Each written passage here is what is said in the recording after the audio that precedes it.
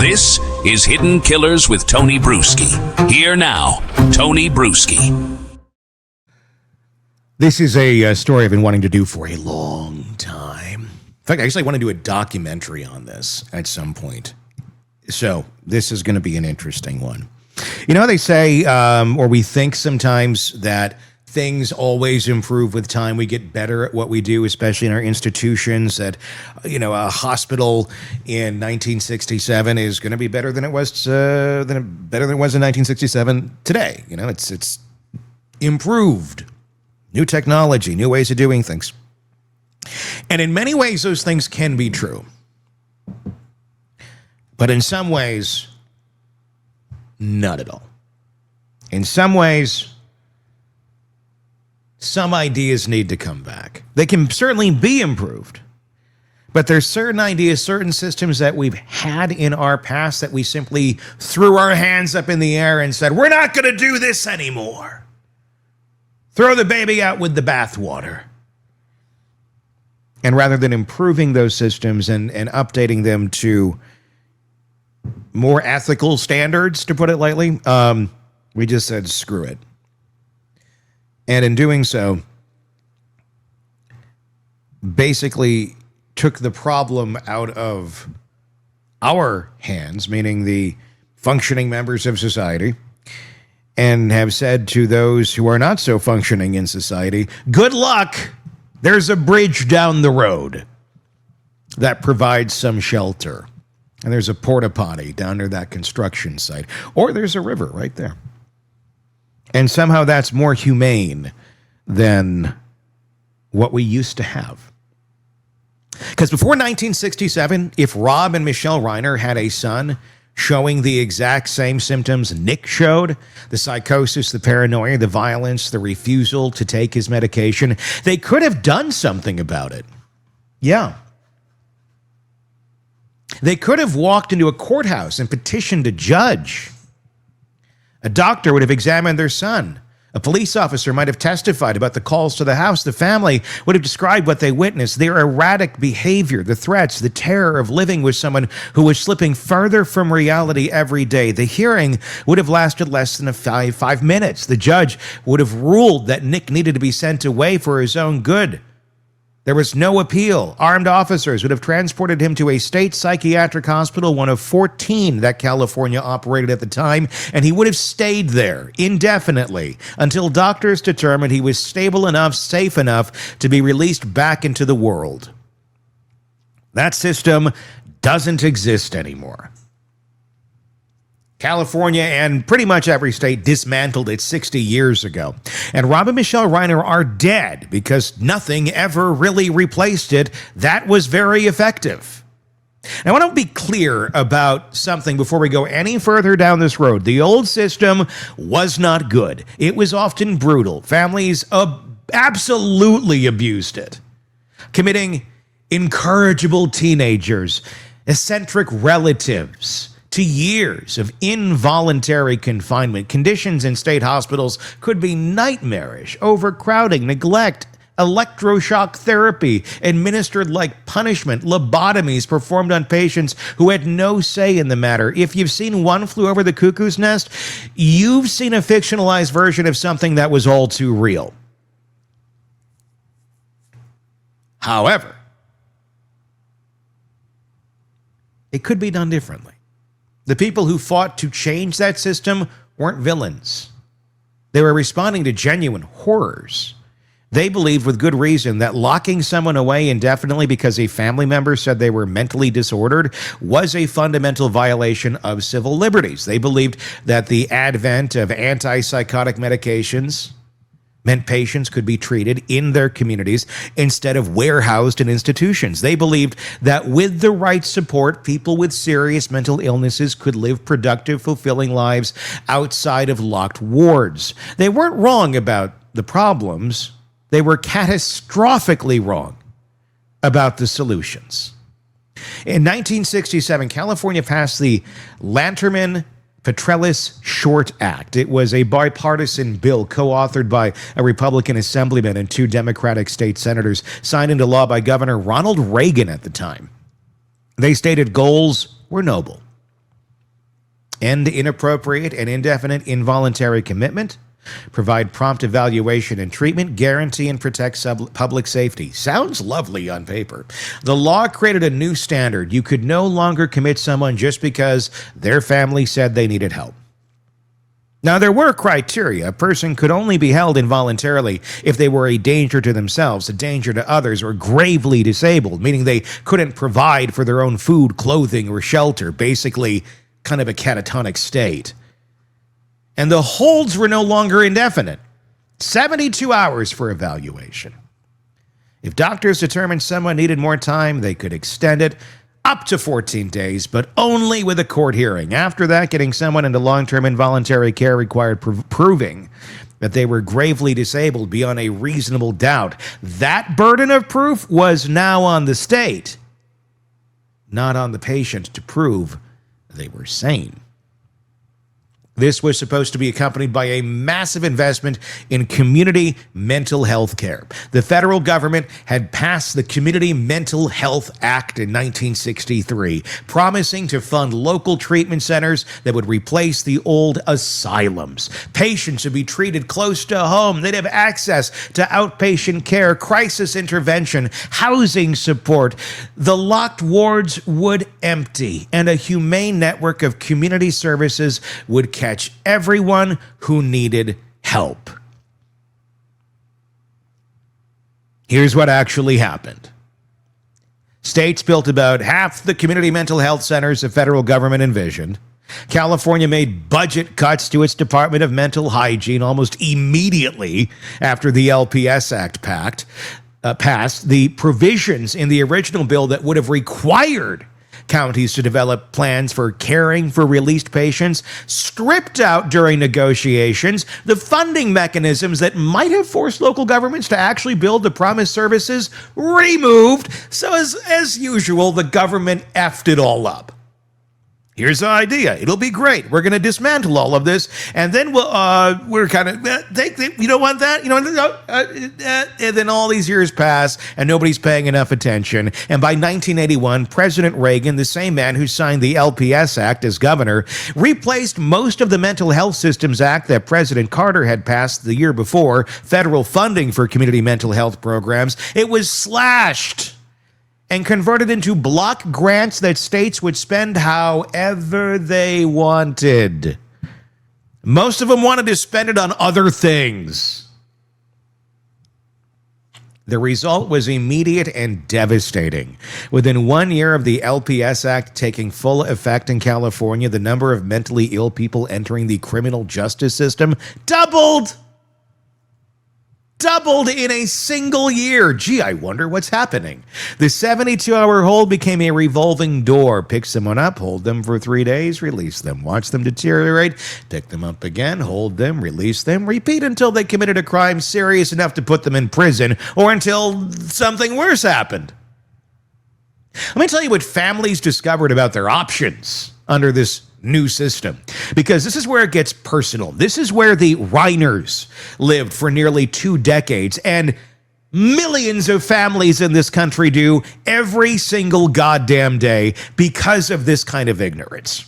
In California, families cannot initiate an LPS conservatorship. Let me say that again, because most people don't understand this. You cannot, as a parent, as a spouse, as a sibling, petition a court to take control of your mentally ill family member's care. Only professional treatment staff at a hospital where the person is already being held can start that process.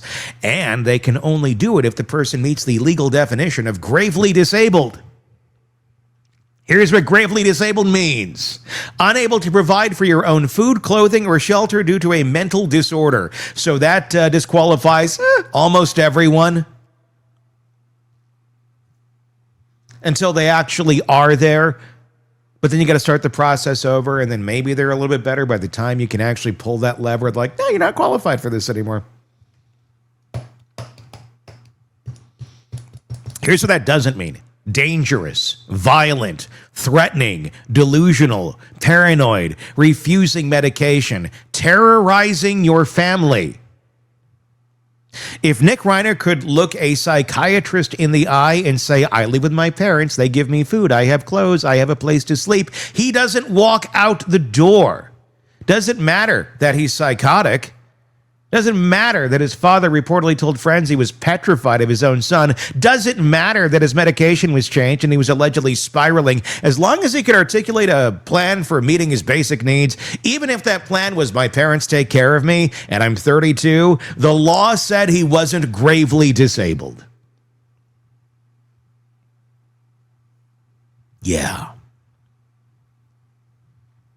Let's pause for a quick second. There's more in this. There's a lot more in this story, but I just want to say, if you're listening right now and you're finding this interesting, valuable, please hit subscribe, whether it be on Apple Podcasts, wherever it is, YouTube, hit subscribe, and give us your thoughts in the comment section so you can be part of this conversation as well. Comment section on YouTube or on our Substack, hiddenkillers.substack.com. The link is in the description. It's also on the screen if you're watching us on YouTube right now. Our Substack is free right now, as of this recording. So you can get in there and even access our reporting a day before everybody else, and there's no ads. So please, I want to hear your thoughts, Substack or YouTube. A 2020 audit found that in Los Angeles County alone, nearly 10,000 people had been placed on at least 10 psychiatric holds in their lifetime. 10. Exposed to the system over and over again, cycling through crisis after crisis, and only about 1 in 16 of those holds ever resulted in a conservatorship. You know how many people are currently on LPS conservatorships in the entire state of California? Fewer than 1,500. In a state of 40 million people. A state with the highest homeless rate in the country. A state where a quarter of all homeless Americans live. 1,500 people have been determined sick enough, disabled enough, dangerous enough to warrant involuntary long-term care. Everyone else gets 72 hours and a bus ticket. The Reiners had money. By all accounts, they reportedly spent vast sums, potentially hundreds of thousands of dollars, trying to help their son. More than a dozen rehab facilities, the best doctors money could buy, lawyers to explore every possible option, and none of it mattered because the system isn't designed to let families force treatment on an adult who doesn't want it. The system is designed to protect the autonomy of people who may not be capable of understanding what autonomy even means anymore. There's a term in psychiatry.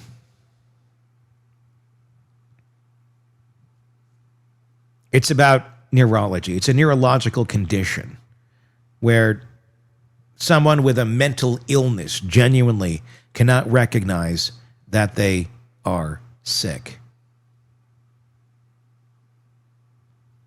Their brain, the very organ that is malfunctioning, is telling them that nothing is wrong. It's not denial. It's not stubbornness. It's a symptom of the disease itself. Studies suggest it affects about 50% of people with schizophrenia and 40% of people with bipolar disorder. Nick Reiner, according to sources, believes he's a victim of a conspiracy. At least that's what he's saying right now. He reportedly knows he killed his parents, but doesn't understand why he's in jail. That's not necessarily manipulation. It could be. That might be this. His brain may be physically incapable of connecting his actions to consequences. We don't know. What we do know is that under California law, as long as someone in that condition can tell you where they're going to sleep tonight, you cannot force them into treatment. Their right to refuse care supersedes your right to protect them or yourself from whatever happens when they don't get it. We need to talk about where all those patients went when the hospitals emptied. Because they didn't just disappear into the ether. In 1955, California state psychiatric hospitals housed about 37,000 people. By 1985, that number had dropped to 2,500. 93% reduction. Where did they go? Some went to nursing homes. When Medicaid passed and 1965, it specifically excluded psychiatric hospital care from coverage, but it would pay for nursing home care. So states rushed to move patients out of psychiatric facilities and into nursing homes to collect federal reimbursement. And by 1980, 44% of all nursing home patients in America, 750,000 people, were classified as having serious mental illness. We didn't treat them. We just moved them somewhere cheaper or nowhere at all, like a bridge. Someone to their families, parents and siblings who had no training, no support, no respite care, suddenly became full-time caregivers for people with severe psychotic disorders. The Reiners, thousands of families just like them, told by the system that their loved one had rights, that treatment couldn't be forced, that the best thing they could do was provide a stable home environment. That'll make it better. And if love and good intentions, you'll love it away. It'll be a great substitute for locked psychiatric care. Good vibes. So, what happens? Well, many went to the streets, shockingly. California's homeless population didn't spike by accident. The emptying of the state hospitals and the rise of visible homelessness track almost perfectly. Estimates suggest that somewhere between 20 and 80% of homeless individuals have serious mental health conditions. It's a lot higher than that. If you're going to really, truly, honestly look at the homeless population, you're probably talking 90-some%. It's not an indictment, it's just fact, and it's sad that we can't recognize this and figure out ways where we can treat people, get them help. And yeah, a lot of them don't want it. Tough shit. The part of society that's functioning wants you to function too.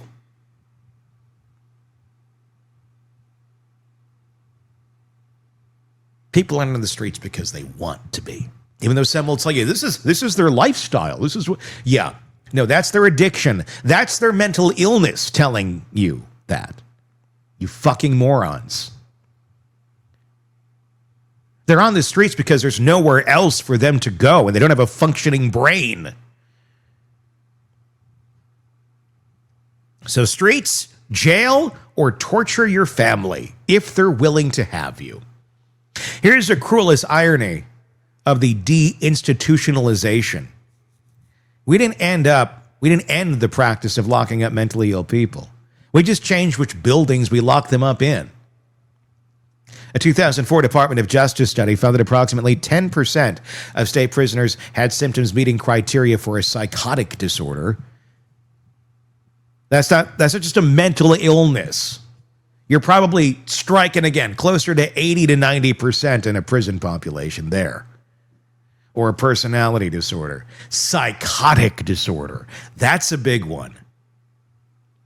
Jails and prisons became the largest psychiatric facilities in the country. Los Angeles County Jail, Cook County Jail, Rikers Island, these are now the places where America houses its most seriously mentally ill citizens. We told ourselves we were protecting civil liberties. We told ourselves community care, and community care that'll be more humane. And we ended up with a system where the only way to get someone long-term psychiatric treatment is to wait until they commit a crime. Nick Reiner allegedly committed a crime, 2 counts of first-degree murder with special circumstances. His parents happened to be dead. His sister found their bodies. His siblings will carry that trauma forever. And now, finally, the state of California will provide the kind of long-term locked psychiatric care that might have prevented all this had it been available when Nick was actually a teenager. If Nick is found not guilty by reason of insanity, he'll be committed to a state hospital, probably for life. Notice I said probably. There's room. There's room for other options. Not saying there should be, but probably isn't. He will be. He'll receive medication. He'll be monitored. He'll be in a secure facility where he can't hurt anyone else until he games that system and is let out. If he's convicted, he'll go to prison where he'll receive some psychiatric care. Not enough, but more than he could have been forced to accept as a free man. Either way, he's finally in the system that will hold him. It just took 2 bodies to get him there.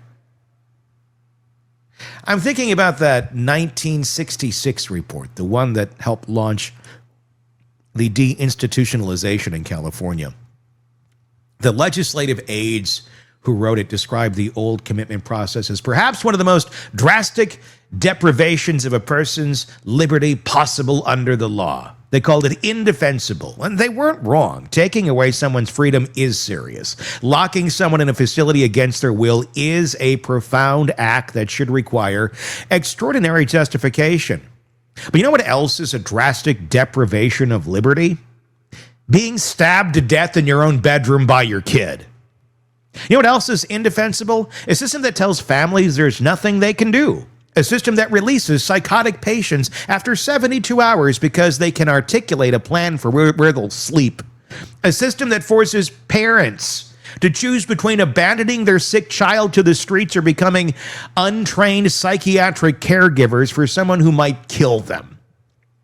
The reformers of the 1960s saw one kind of cruelty and tried to fix it. They succeeded. The old abuses, the indefinite commitments, the warehousing of patients, the families disposing of inconvenient relatives, those are largely gone. But they created a new kind of cruelty in its place. The cruelty of watching someone you love deteriorate and being told you have no power to help them. The cruelty of calling 911 over and over and watching your family member get released within days. The cruelty of knowing that something terrible is coming and being legally prohibited from preventing it. Rob Reiner reportedly told friends at the Christmas party that he was afraid of his own son.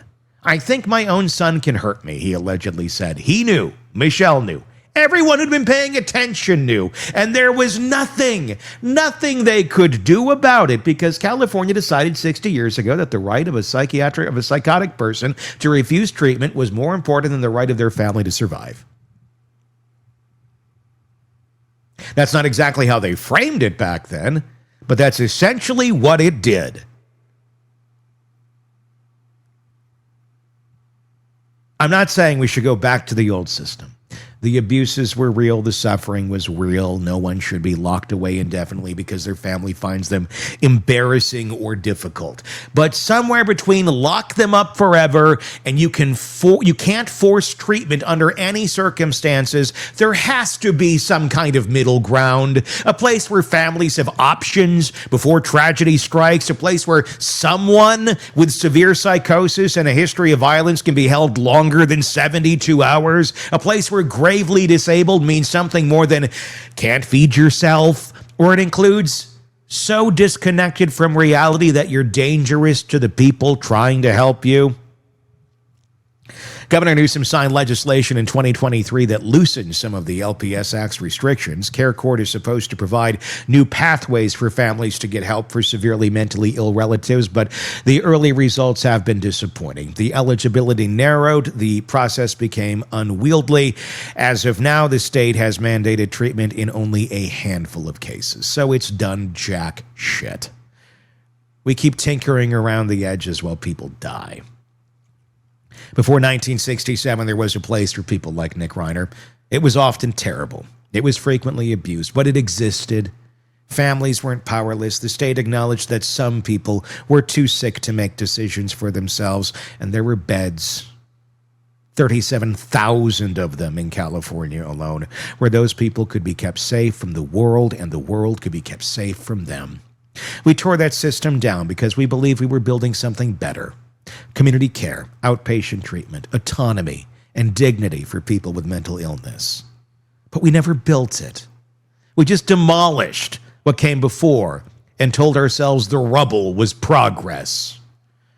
60 years later, Rob and Michele Reiner are dead. Nick is in his cell at Twin Towers, reportedly believing he's the victim of a conspiracy, waiting for a system that finally has the authority to hold him. His siblings are planning funerals instead of holidays, and somewhere in California tonight, another family is calling 911, begging for help, being told there's nothing anyone can do.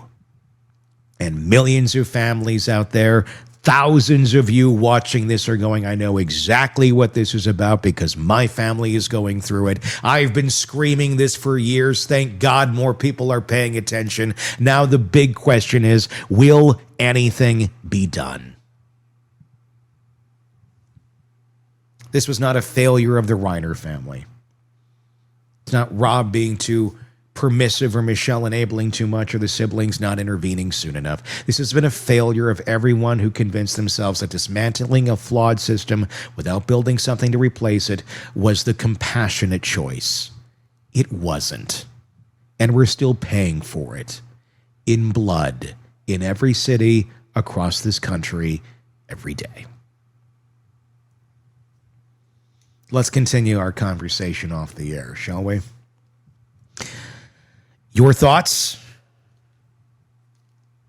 Hitting it to your court? YouTube, in the comment section, you can leave them there, or directly to me on our Substack. Check it out, hiddenkillers.substack.com. If you're not already there, the link is in the description.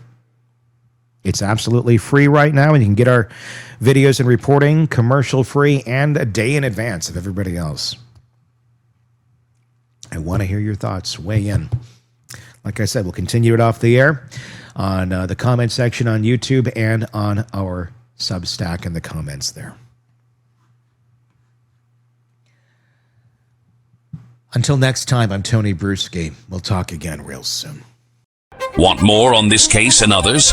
Then press subscribe now and don't miss a moment of true crime coverage from Tony Bruschi and the Hidden Killers podcast.